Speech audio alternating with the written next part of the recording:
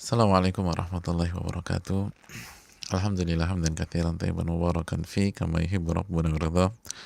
Wassalatu wassalamu ala nabiyyina Muhammadin wa ala alihi wa sahbihi wa man sara ala nahjihi bi ihsanin ila yaumidin wa ba'd.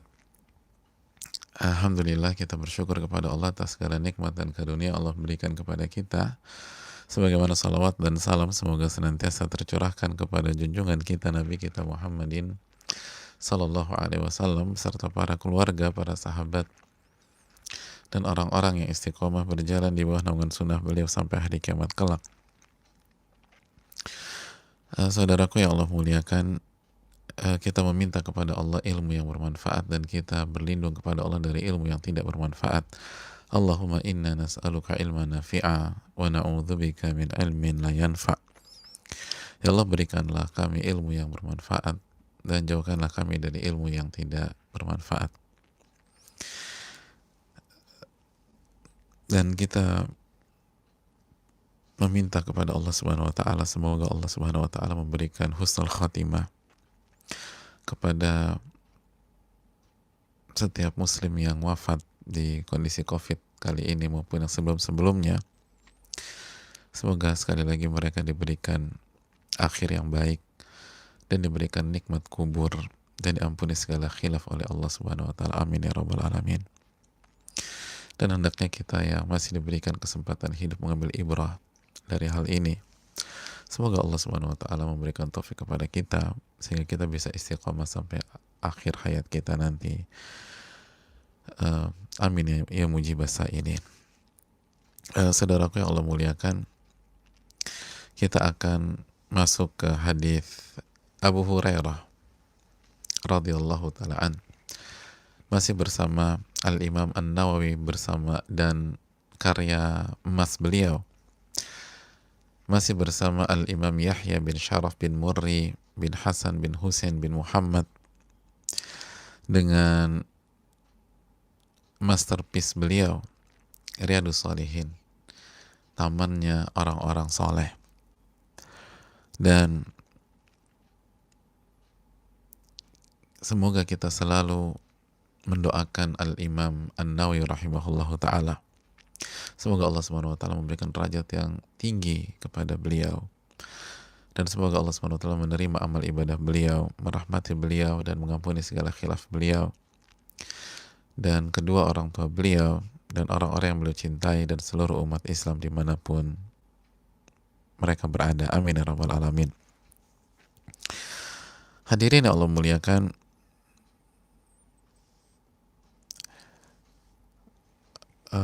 hadis Abu Hurairah, hadis yang sangat menarik dan semoga kita bisa ambil ibrah dari hadis ini. Kita mulai dengan meminta pertolongan dari Allah dan dengan segala keterbatasan kita. Qala al-Imamu An-Nawawi rahimahullahu ta'ala al-hadithu sabi' an Abi Hurairah Abdurrahman bin Sakhar qala qala Rasulullah radhiyallahu ta'ala anhu qala Rasulullah sallallahu alaihi wasallam inna allaha la yanzuru ila ajsamikum wala ila suwarikum walakin yanzuru ila qulubikum. Sesungguhnya Allah Subhanahu wa ta'ala tidak melihat jasmani kalian dan juga tidak melihat bentuk kalian, surah kalian. Namun yang Allah lihat adalah hati kalian. Dan dalam riwayat yang lain, yang Allah lihat adalah hati kalian dan amal kalian. Dan riwayat yang kedua ini memperkuat dan memperkomplit ya, menyempurnakan hadis ini. Hadirin yang Allah muliakan, ini adalah hadis yang luar biasa. Hadis yang luar biasa. Allah tidak melihat jasad kalian. fisik kalian, bentuk kalian. Namun yang Allah lihat adalah hati kalian dan amal-amal kalian. Hadis riwayat Imam Muslim. Saudaraku yang Allah muliakan, dan sebelum kita masuk ke hadis ini saja, kita langsung diuji sama Allah Subhanahu wa taala dalam forum ini. Lagi-lagi terjadi kendala, dan saya rasa cukup rekor ya. Kita baru start tadi jam 5.48. Itu rekor di kendala kita di majelis pagi dan petang ini. Tapi bukankah kendala di atas itu lagi-lagi adalah kendala yang sekaligus edukasi dari Allah Subhanahu wa taala, ujian dari Allah Subhanahu wa taala. Apakah mengantarkan kita kepada kesabaran, kepada istighfar, kepada memohon ampun kepada Rabbul Alamin? Karena Allah mengatakan, wa ma asabakum min musibatin fabima kasabat aydikum. Apapun yang menimpa kalian itu karena atau ada andil dari kekhilafan dan kesalahan kalian. Surat Asy-Syura ayat 30. Nah, apakah hati kita bergerak ke sana? Atau justru kita menyalahkan pihak lain? Dan apakah kita mau menggerakkan hati kita untuk bersabar ketika menghadapi kendala seperti ini? Lalu mengefektifkan waktu dengan amalan-amalan yang lain dan terus berjuang. Karena itulah yang dilihat oleh Allah Subhanahu wa taala. Jadi luar biasa ketika kita memasuk hadits ini secara teori, Allah awali dengan praktek. Dan seringkali demikian dalam kehidupan. Betapa banyak kita nggak tahu teorinya, tapi prakteknya udah bisa. Tapi prakteknya sudah bisa. Bukan langsung simsalabim bisa, tapi ada pihak-pihak yang mengajarkan kita prakteknya tanpa membahas teorinya secara detail. Ya, itulah kehidupan. Dan semoga kita bisa ambil ibrah. Dan terima kasih kepada seluruh pihak yang sudah memperjuangkan dan tetap semangat walaupun ada kendala. Dan disitulah ujiannya, disitulah seninya, disitulah kita mainkan hati kita. Sebagaimana hadis ini, Allah tidak melihat bentuk kalian, nggak lihat fisik kalian, tapi yang Allah lihat adalah hati kalian dan amalan kalian. Hatinya sabar apa enggak ketika ada kendala, dan tetap beramal apa enggak, gitu kan? Tetap beramal apa enggak nih? Apa kita tidur-tiduran, ngobrol, atau nggak jelas, atau menghayal, atau tetap beramal? Kita baca zikir pagi, kita baca Quran, sambil kita coba-coba terus. Mungkin ada link yang berbeda. Ini ganti link nggak sih? Iya, ganti link. Jadi kan ribet. Jadi 3 kali ganti link. Jadi udah masuk, ganti lagi. Terus masuk lagi, ganti lagi. Masuk, ganti. Oh, nggak ganti. Oke, ini yang ketiga. Tapi cukup membuat orang yang nggak punya kesabaran dalam hatinya, atau orang yang hatinya nggak punya mental berjuang, itu udah deh, nggak usah deh. Jadi langsung ya, kemarin kita belajar Sa'ad bin Abi Waqqas gimana ketika gagal maju lagi, lalu percobaan ketiga berhasil. Pagi ini masuk, gagal, coba lagi, gagal lagi, coba lagi, dan alhamdulillah berhasil. Alhamdulillah. Dan kita nggak tahu sampai kapan, tapi kita berjuang aja. Kita nggak mengatakan pasti lancar sampai habis, tapi kita berhusnudzon kepada Rabbul Alamin. Dan kalaupun ada kendala lagi, itu yang terbaik dari Allah Subhanahu wa taala, dan kita coba memainkan pola tersebut dengan segala keterbatasan kita. Semoga Allah memberikan taufik kepada kita semua. Dan Kenapa saya angkat ini? Karena sekali lagi ini miniatur kehidupan kan. Ini miniatur kehidupan. Kalau kita nggak bisa ngadapin kendala-kendala seperti ini, maka itulah potret kita sebenarnya ketika kita menghadapi problematika dalam kehidupan kita. Kita akan gampang nyerah, kita akan gampang mundur, kita akan down, kita akan jadi Mister Panik atau Miss Panik gitu ya. Kita akan galau, kita akan parnoan dan lain sebagainya. Itu bukan akhlak seorang mukmin. Oleh karena itu, kita sedang bersama Riyadhus Shalihin, tamannya orang-orang soleh, maka bersikaplah dan berusahalah menjadi orang-orang soleh tersebut. Dan semoga Allah kasih taufik kepada kita. Iya, saat Ibnu Waqqas berhasil di percobaan ketiga, dan kita jelaskan kemarin harus punya mental fight, hati yang berani berjuang. Dan pagi hari ini, alhamdulillah, Allah bisa membuat kita memulai di percobaan ketiga sampai waktu yang Allah takdirkan kepada kita. Terus sabar, terus berjuang, dan insya Allah wal aqibatu lil muttaqin, dan endingnya pasti untuk orang-orang yang bertakwa. Ya saudaraku yang Allah muliakan, kita masuk ke hadis Abu Hurairah. Dan sebagaimana biasa, kita perlu berkenalan dengan sahabat yang meriwayatkan hadis ini kepada kita. Karena berkenalan dengan para sahabat itu selalu memberikan momen-momen berharga bagi kita. Abu Hurairah, nama yang sudah tidak asing lagi. Abu Hurairah adalah kunyah. Dan sebagaimana kita sudah jelaskan apa arti kunyah ya. Dan kunyah beliau lebih populer dari nama asli beliau. Banyak orang nggak tahu siapa nama Abu Hurairah. Ya Abu Hurairah. Bukan. Abu Hurairah itu bukan nama asli, itu nama kunyah. Dan kita udah bahas masalah kunyah-kunyah itu seperti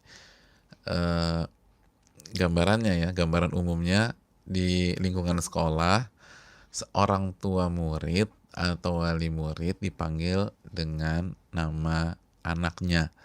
Anaknya namanya Ali, mamanya Ali gitu loh. Mamanya Ali kemana ya? Itu secara umum kunyah. Siapa lagi yang belum datang? Yang belum datang mamanya Ahmad. Kok tumben? Iya, beliau tuh WA saya. Katanya ada kendala dengan mobilnya. Mamanya Ahmad, mamanya Ali gitu loh.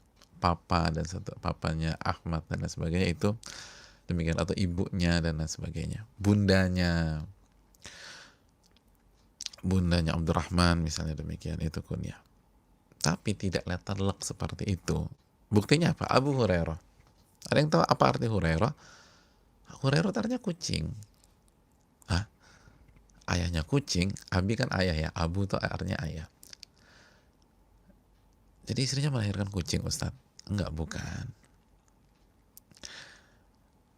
Jadi ceritanya itu namanya adalah Abdurrahman bin Sakhar. Abdurrahman bin Sakhar secara umum demikian. Walaupun ada pembicaraan di tengah-tengah para ulama, tapi secara simpel nama beliau Abdurrahman bin Sakhar. Dan beliau diberikan kunyah Abu Hurairah, bapaknya kucing. Kenapa?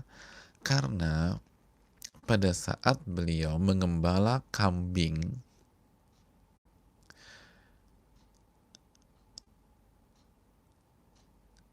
itu beliau suka main sama kucing.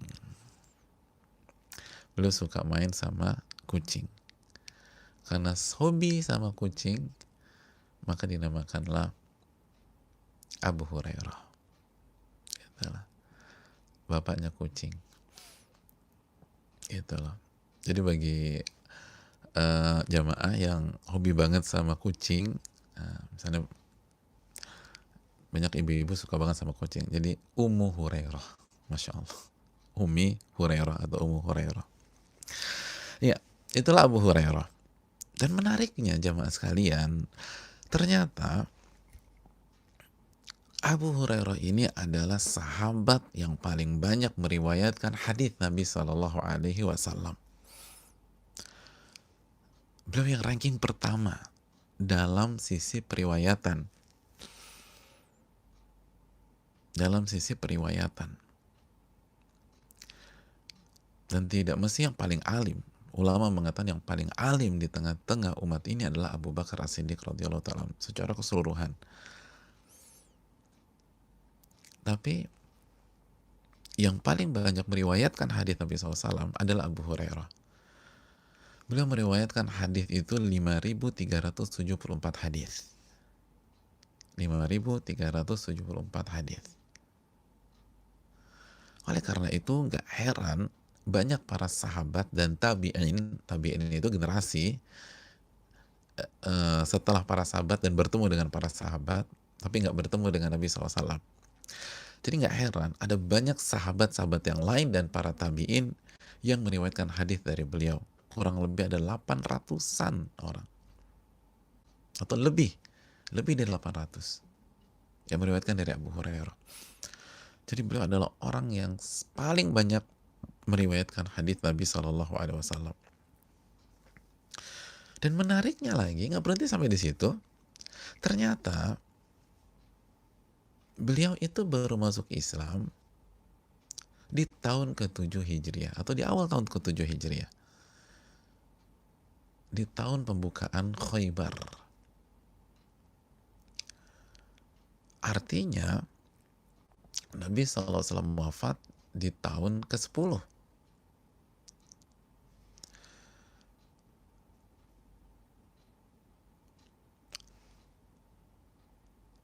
Sedangkan hadisnya sangat banyak. Jadi startnya belakangan, tapi justru melewatkan hadis paling banyak dari para sahabat-sahabat Nabi SAW. Dan nggak berhenti sampai di sana. Ternyata beliau bukan orang kaya. Wa kana faqiran la mala lahu wa la ahl. Beliau ini orang miskin yang nggak punya uang. Tapi justru itulah kelebihan beliau. Beliau nggak punya usaha, nggak punya toko, nggak punya hewan-hewan ternak. Tapi justru dengan kondisi demikian, beliau menggunakan kesempatan itu untuk bermulazamah dengan Nabi Shallallahu Alaihi Wasallam. Apa sih mulazamah? Mulazamah itu menemani Nabi SAW, menempel Nabi SAW dimanapun Nabi berada. Itu bahasa hiperbolanya ya. Pokoknya di mana ada Nabi, di situ ada Abu Hurairah. Fakana ma'ahu haitsu kana. Fakana ma'ahu sallallahu alaihi wasallam haitsu kana. Pokoknya Abu Hurairah selalu berusaha berada di sisi Nabi sallallahu alaihi wasallam. Nabi pergi, dikejar sama beliau. Beliau pindah, Nabi pergi lagi, dikejar sama beliau. Bersungguh-sungguh untuk menuntut ilmu. Bersungguh-sungguh. Wal hirsu alaih. Bersemangat banget menuntut ilmu. Dan beliau berusaha menghafal apa yang Nabi SAW sampaikan.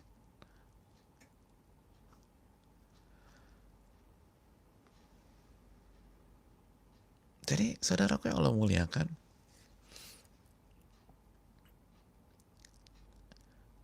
ini yang perlu kita camkan. Ini yang perlu kita renungkan. Dan beliau sampaikan bahwa wa kuntu imra'an miskinan min masakini suffah. Aku ini hanya orang miskin dari orang-orang miskin ahli suffah.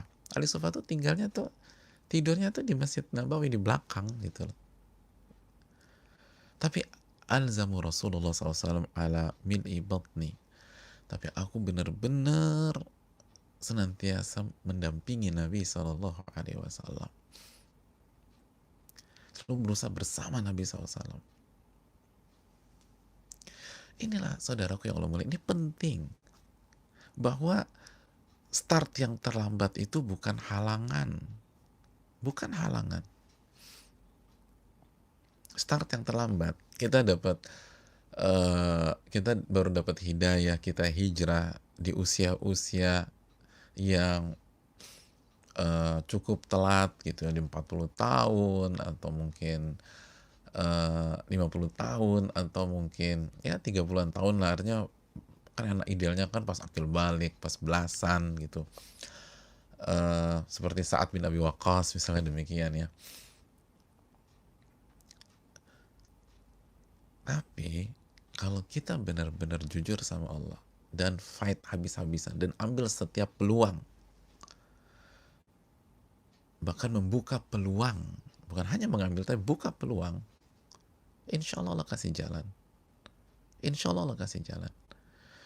Dan nggak punya uang bukan alasan, ini miskin. Jadi bayangin, start terlambat, miskin, tapi menjadi sosok yang paling banyak meriwayatkan hadis Nabi SAW. Antum bayangin pahalanya kayak gimana Abu Hurairah. Setiap kita, ini baru ketemu sama hadis Abu Hurairah. Dengar, ini kan baru hadis pertama dalam Riyadhus Shalihin ya, dari 5374. Itu beliau dapat pahalanya. Ya Allah, beliau dapat pahalanya. Kalau yang belajar 2 orang, beliau dapat pahala 2 orang. Kalau belajar 5 orang, dapat pahala 5 orang. Kalau belajar 20 orang, dapat pahala 20 orang. Kalau belajar ribuan orang, dapat pahala ribuan orang. Jutaan orang, jutaan orang. Subhanallah. Lihat, nggak punya uang. Miskin.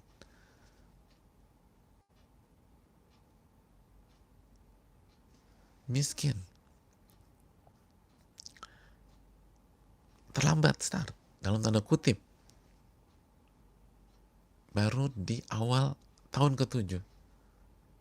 7, 8, 9, 10. Kurang lebih 4 tahun. 3 sampai 4 tahun. 7, di awal 7, 7, 8, 9, 10. Mengalahkan periwayatan sahabat-sahabat yang lebih dulu. Kenapa? Di situ ada Nabi, di situ ada Abu Hurairah. Di situ ada Nabi, di situ ada Abu Hurairah. Itu yang luar biasa. Itu yang luar biasa. Ini pelajaran buat kita. Dan diakui, Abdullah bin Umar tuh mengakui, ya Abu Hurairah, anta kunta al-zamana. Wahai Abu Hurairah, engkau itu yang paling menempel dengan Nabi SAW, yang paling sering nemenin Nabi SAW, yang paling banyak mendampingi Nabi SAW, wa ahfadhana li hadithi, dan yang paling hafal hadis-hadis Nabi SAW. Itu kata Abdullah bin Umar.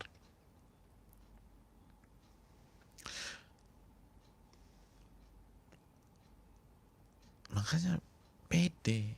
Ini masalah mental. Jemput bola, kejar. Ilmu tuh dikejar, jangan nunggu. Abu Hurairah kalau nunggu udah hilang, udah terlambat, nunggu pula mau dapat apa? Inilah yang perlu kita camkan, hadirin yang Allah muliakan.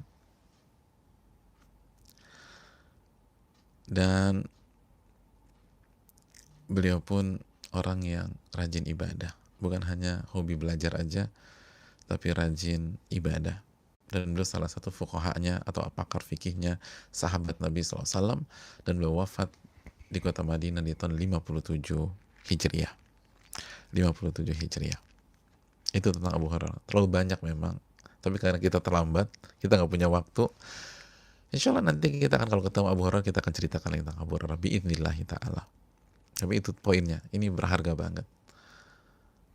Poinnya adalah beliau adalah orang yang paling banyak meriwayatkan hadis, tapi ternyata masuk Islamnya baru di awal tahun ke-7, sedangkan Nabi wafat tahun ke-10. Tapi benar-benar dimaksimalkan, benar-benar tempel, dikejar, didampingi. Karena mendampingi orang soleh, itu luar biasa. Kita dapat ilmu banyak dari beliau. Apalagi ini mendampingi Rasul Sallallahu Alaihi Wasallam, ilmu semua jamaah, ilmu semua. Makanya kalau ada peluang, kejar. Dan kalau nggak ada peluang, buka peluang tersebut. Karena kita nggak pernah tahu. Yang penting maju aja, kata Sa'ad bin Abi Waqqas. Kan udah 2/3 nggak bisa. Oke, setengah nggak bisa. Oke, 1/3 Sepertiga boleh. Ini kan saat maju itu mentalnya para sahabat radhiyallahu taala. Kalau kok mental kita pasif, nunggu, berharap diajak, berharap dipilih, keduluan orang. Emangnya mau masuk surga cuman kita doang? Emangnya mau masuk surga cuman kita aja? Allah kata fastabiqul khairat, berlomba-lomba mengerjakan kebaikan. Yang menginginkan kebaikan itu banyak, maka berlombalah.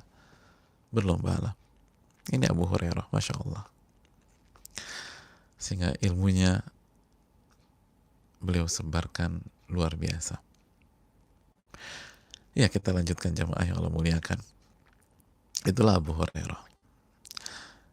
Saudaraku yang Allah muliakan, Nabi SAW bersabda, sebagaimana yang disampaikan Abu Hurairah, Inna Allah la yanzur ila ajsamikum wa la ila suwarikum. Allah Subhanahu wa Ta'ala tidak melihat jasmani kalian, tidak melihat jasmani kalian,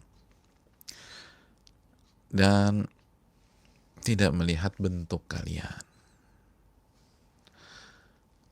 tapi melihat hati kalian dan amal-amal kalian. Pelajaran yang kita petik yang pertama dari hadis ini,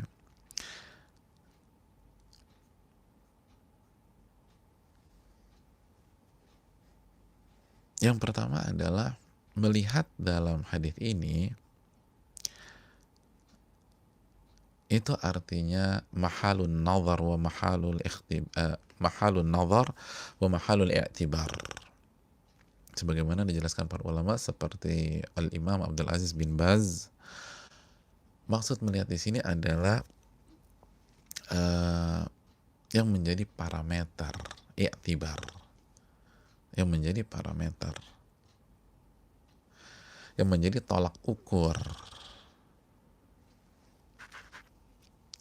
bukan Allah nggak bisa ngeliat atau nggak melihat,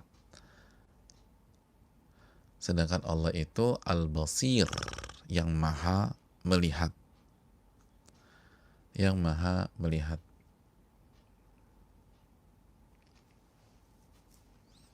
Yang maha melihat.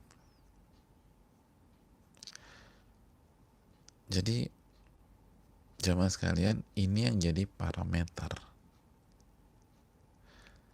Parameter apa? Parameter pahala. Dan al-qurbi minallahi azza wa jalla, kata para ulama. Parameter Allah berikan pahala dan kedekatan dengan Allah Subhanahu wa Ta'ala.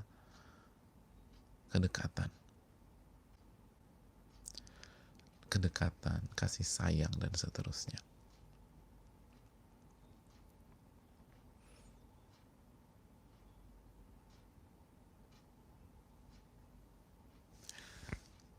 Jadi melihat gitu loh. Jadi ini yang perlu kita catat. Parameternya apa sih? Tolak ukurnya apa sih? Jangan salah. Jadi melihat sebagai tolak ukur dan parameter i'tibar, kata para ulama. Agar dapat parameter pahala, parameter kedekatan dengan Allah. Dan kalau udah dekat sama Allah kan semuanya sayangnya Allah. Allah kasih keberkahan kepada kita. Allah kasih kebaikan kepada kita. Allah ampuni dosa-dosa kita dan seterusnya. Pelajaran yang berikutnya jamaah sekalian. Hadis ini menjelaskan kepada kita bahwa Nabi mengatakan demikian untuk memberikan klarifikasi bagi setiap orang yang salah dalam menentukan parameter dalam hidupnya. Orang-orang yang terkecoh dengan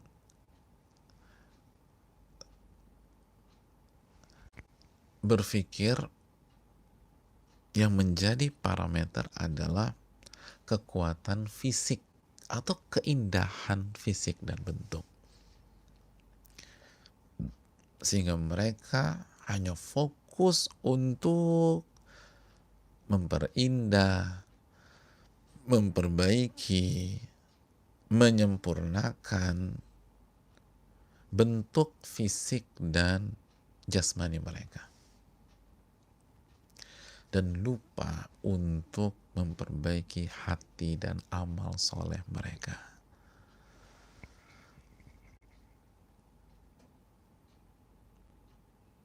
Yang dalam hidupnya itu benar-benar jaga kesehatan, pola hidup sehat. Oh, benar luar biasa lah. Makanannya dijaga. Dan sekarang udah bukan mazhab 4-1-5 sempurna lagi ya. Mazhabnya udah berkembang sekarang. Olahraganya luar biasa. Dietnya ketat. Dan sehat.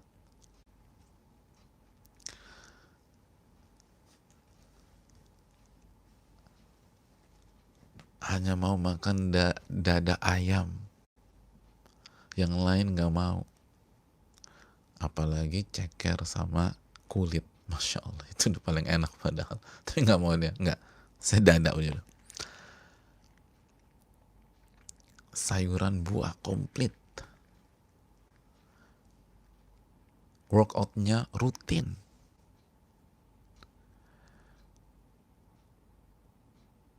Udah gak mau minum yang manis-manis. Menghindari gula.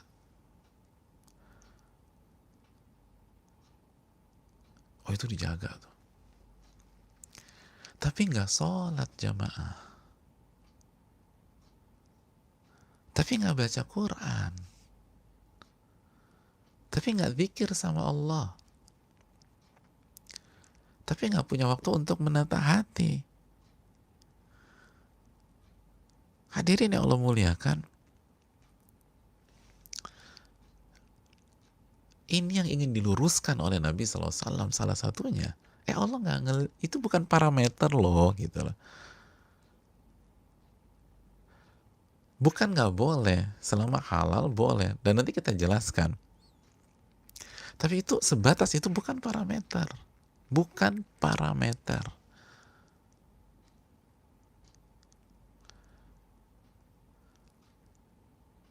Dan sebaliknya, kalau kita bisa benar-benar ngejaga fisik kita, ngejaga tubuh kita, kenapa kita nggak punya atensi, kita nggak punya semangat, kita nggak punya perhatian untuk menjaga hati dan amal-amal soleh kita? Itu yang parameter. Kalau ini bisa, itu kenapa nggak bisa? Anda bisa workout misalnya, tapi kenapa nggak bisa sholat maghrib? Ya habis jam gua kalau workout itu jam 5 sampai jam 7. Ya ganti dong gitu loh. Ganti, jangan jam segitu. Kalau olahraga bisa, kenapa jaga hati, jaga sholat nggak bisa? Itu parameter.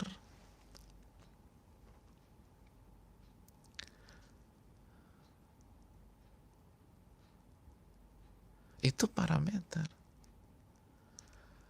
Kalau sepedahan bisa, kenapa ngaji nggak bisa? Kalau pokoknya udah lari, udah sepeda, udah nggak ada yang bisa halang-halangin. Tapi kalau ngaji, kenapa banyak excuse-nya, banyak alasannya? Ini kan parameter. Ini parameter. Tolak ukurnya ini, kata para ulama, hati dan amal.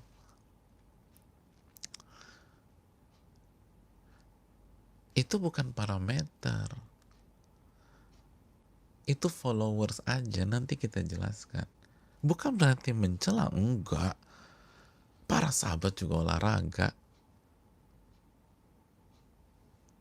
Bahkan nggak perlu workout kayak kita, mereka aja udah aktivitasnya kan fisik semua dulu itu secara umum.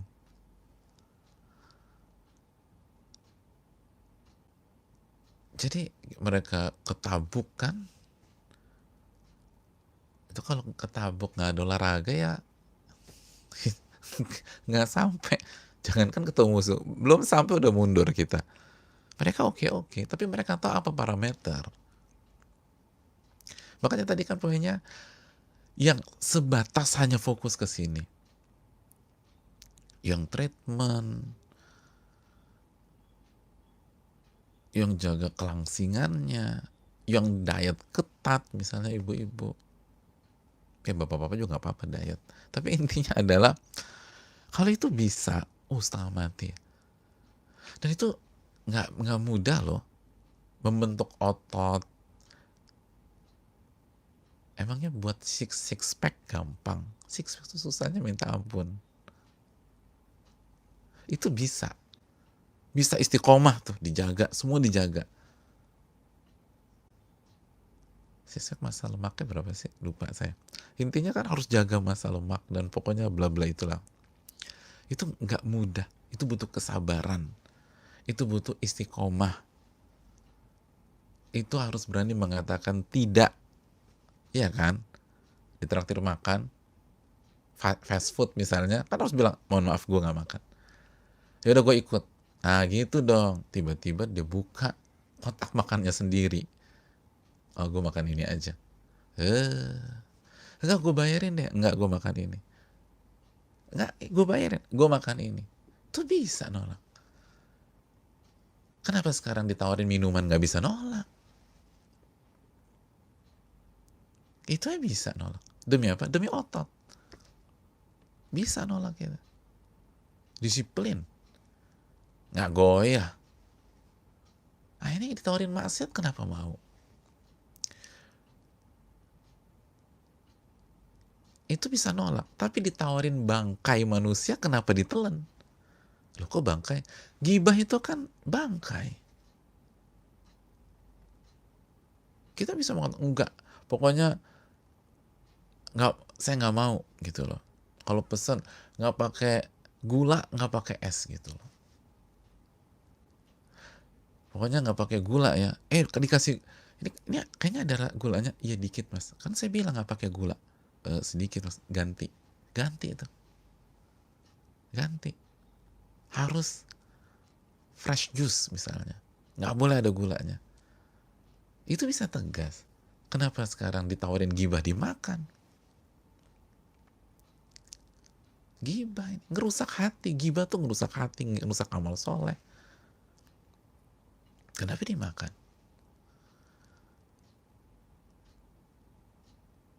Kenapa nggak bisa tegas ketika meeting nabrak waktu sholat? Kita sholat, nanti. Sekarang pas waktu sholat nih. Tegas dong kita. Parameternya yang mana jamaah? Parameter yang mana nih? Itu yang Nabi kata. Bukan berarti nggak boleh. Enggak. Tapi parameternya apa? Apa yang dilihat Allah Subhanahu Wa Taala? Kita itu punya penampilan bagus, fisiknya atletis, semampai bagi perempuan, langsing, nggak ada perutnya, six pack, dada bidang. Itu yang lihat siapa? Manusia kan? Manusia yang lihat. Kalau kita bisa, kenapa? Ini Allah yang lihat. Allah udah bilang, saya nggak lihat itunya loh ya. Bukan itu parameter saya. Yang saya perhatikan, yang saya lihat sebagai parameter, itu hati dan amal kalian. Kok nggak ada semangat itu loh. Katanya cinta kepada Allah. Katanya beriman kepada Allah. Karena katanya ingin mendekat, takarub kepada Allah. Katanya ingin mencari wajah Allah. Kan mencari wajah Allah. Allah bilang yang jadi parameter hati dan amal soleh. Subhanallah. Saudaraku yang Allah muliakan, kita lanjutkan. Pelajaran yang berikutnya, Pelajaran yang berikutnya. Hadis ini menjelaskan kepada kita betapa pentingnya menjaga dan menata hati. Pentingnya luar biasa. Kenapa? Karena ini parameter yang Allah lihat tuh ini. Pentingnya menata hati. Dan saudaraku yang Allah muliakan, sampai-sampai ulama kita mengatakan, sebagaimana dikatakan Al-Imam Al-Qurtubi. Al-Imam Al-Qurtubi, beliau mengatakan bahwa wal i'tina'u bi islahil qalbi wa sifati muqaddamun ala amalil jawarih. Memperhatikan atau menaruh perhatian dalam perbaikan hati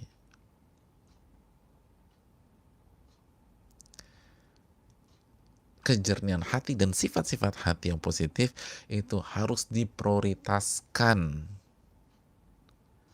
lebih dulu dibanding amalan-amalan fisik dan anggota tubuh. Ini yang harus diprioritaskan dulu. Kata siapa? Al-Imam Qurtubi.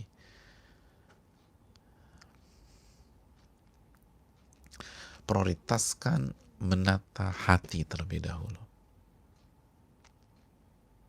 Prioritaskan menata hati. Sebelum bicara amalan-amalan fisik. Hati dulu. Ini ulama yang bilang. Dan ulama paling tahu bagaimana memperbaiki diri. Makanya Nabi sebutkan apa? Hatimu baru dan amalan-amalanmu. Hatimu dan amal. Hati dulu disebutkan. Kenapa demikian? Bukan berarti meremehkan amal-amal anggota badan.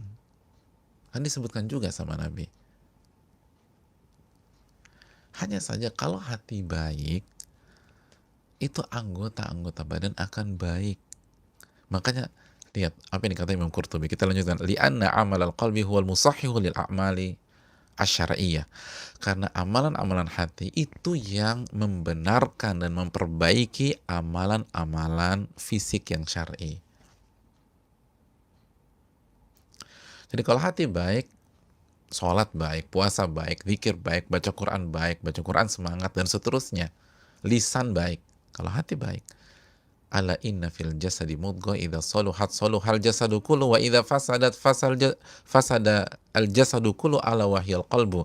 Apabila atau sesungguhnya di dalam jasad ada segumpal daging, kalau daging ini baik seluruhnya akan baik. Jasad akan baik. Kalau segumpal daging ini buruk, maka seluruh jasad akan buruk. Ketahuilah, segumpal daging itu adalah qalbu. Jadi bukan meremehkan amalan-amalan anggota badan, nggak boleh. Tapi kalau hati baik, semua baik. Dan tidak sebaliknya. Kalau amalan fisik terlihat baik, belum tentu hati baik. Karena bisa jadi riya, bisa jadi munafik, bisa jadi hati pengen dipuji. Tapi kalau hati baik, otomatis amalan-amalan fisik akan baik. Jadi prioritaskan ini, saudaraku. Prioritaskan ini.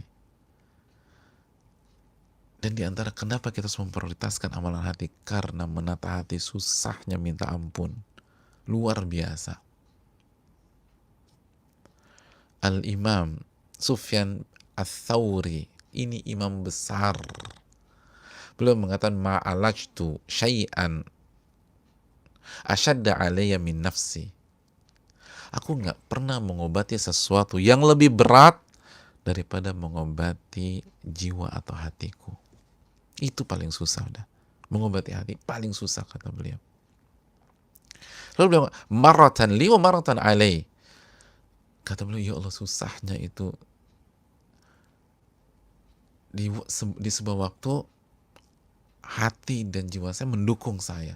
Baik, tiba-tiba berubah jadi menyerang saya. Susah banget dikendalikan, itu maksudnya. Marratan li wa marratan alaih. Di suatu waktu, ya Allah baiknya minta ampun hati. Enak, ikhlas. Berharap sama Allah, tiba-tiba berubah lagi. Itu setengah mati. Ini kalau imam besar, ulamanya ulama, Sufyan Ats-Tsauri rahimahullah mengatakan demikian, mungkinkah kita gampang menaklukkan hati kita? Mungkinkah kita gampang membersihkan hati kita? Siapa kita?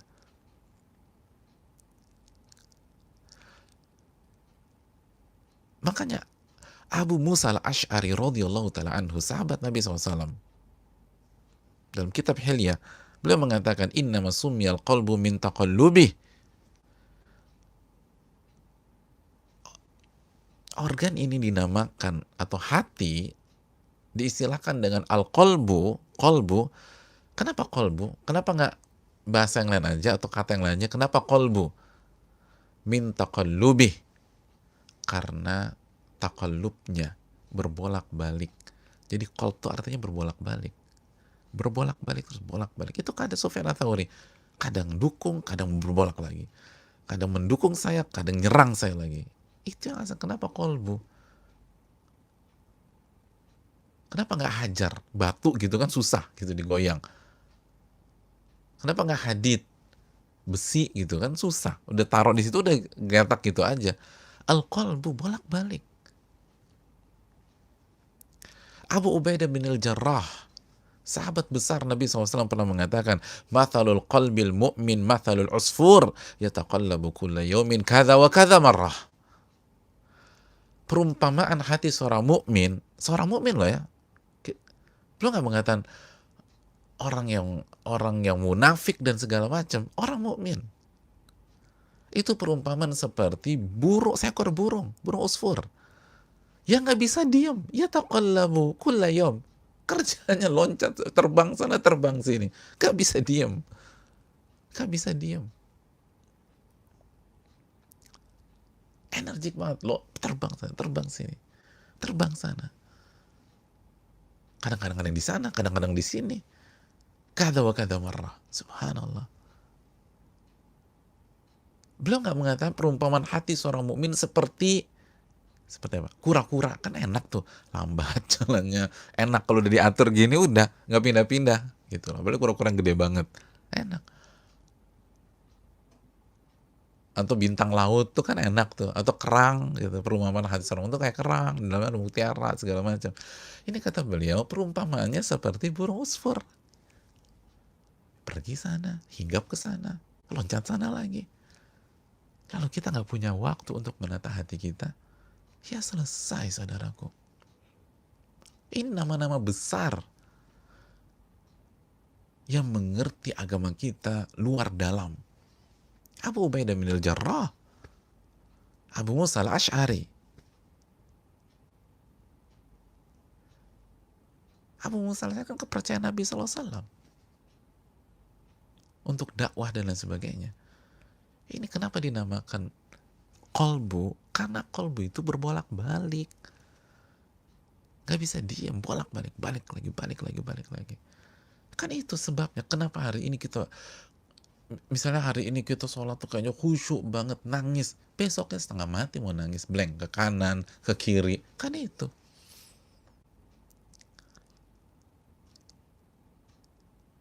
Hari ini jangan bergantung sama makhluk, bergantung tuh sama Allah. Yakin, udah yakin. Besok begini lagi, goncang. Itu yang perlu kita camkan jamaah sekalian yang Allah muliakan. Padahal itu parameter. Dan kalau hati bisa baik, semuanya akan baik. Itu yang dikatakan Nabi SAW. Makanya Al-Imam Ibnu Muflih membawakan keterangan para ulama, inna salahal qalbi mustalzimun li salahi sairil jasad. Memang berat.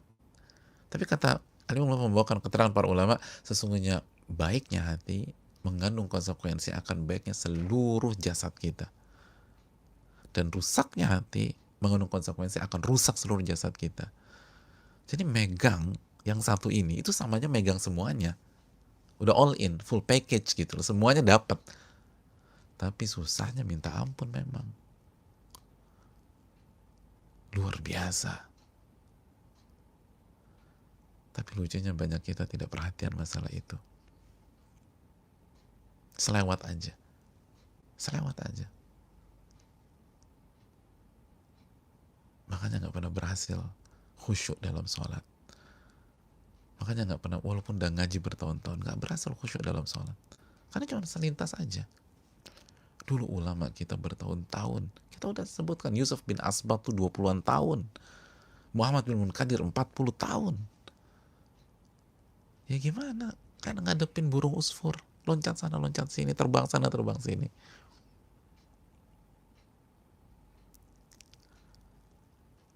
Oleh karena itu yang perlu kita camkan. Terakhir, saudaraku yang Allah muliakan, pentingnya kita beramal soleh. Pentingnya kita beramal soleh. Sebagaimana kelanjutan dari pelajaran sebelumnya, kalau hati baik, nggak mungkin kita hobinya tidur. Kalau hati baik, nggak mungkin kita jadi pemalas.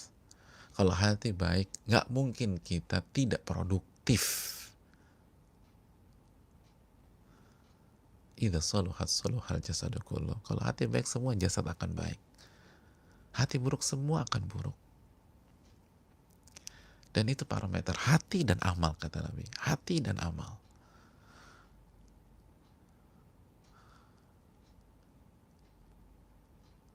Dan inilah kebahagiaan dunia dan akhirat. Allah berfirman dalam surat An-Nahl, "Man amila salihan min dzakarin aw untha wa huwa mu'min falanuhyiyannahu hayatan thayyibah."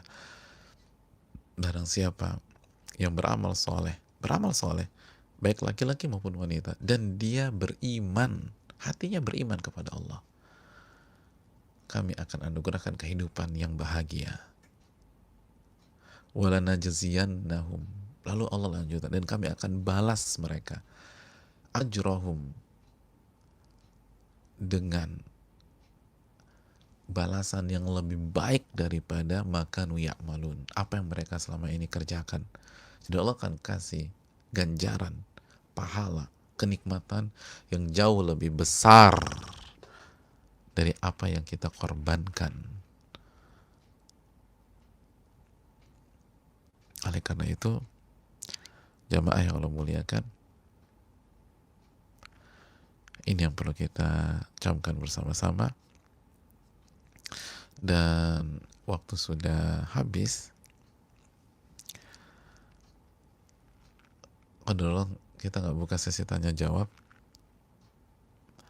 karena cukup banyak terkuras di kendala awal kajian tadi. Kita baru start jam 6.48, jam 5.48, mohon maaf. Tapi pasti banyak hikmah, pasti banyak pelajaran. Insya Allah kita akan buka sesi tanya jawab di esok pagi, biidznillah. Semoga bermanfaat. Semoga kita mendapatkan pelajaran ini yang bisa disampaikan. Subhanakallahumma wa bihamdika, asyhadu an la ilaha illa anta, astaghfiruka wa atubu ilaik. Assalamualaikum warahmatullahi wabarakatuh.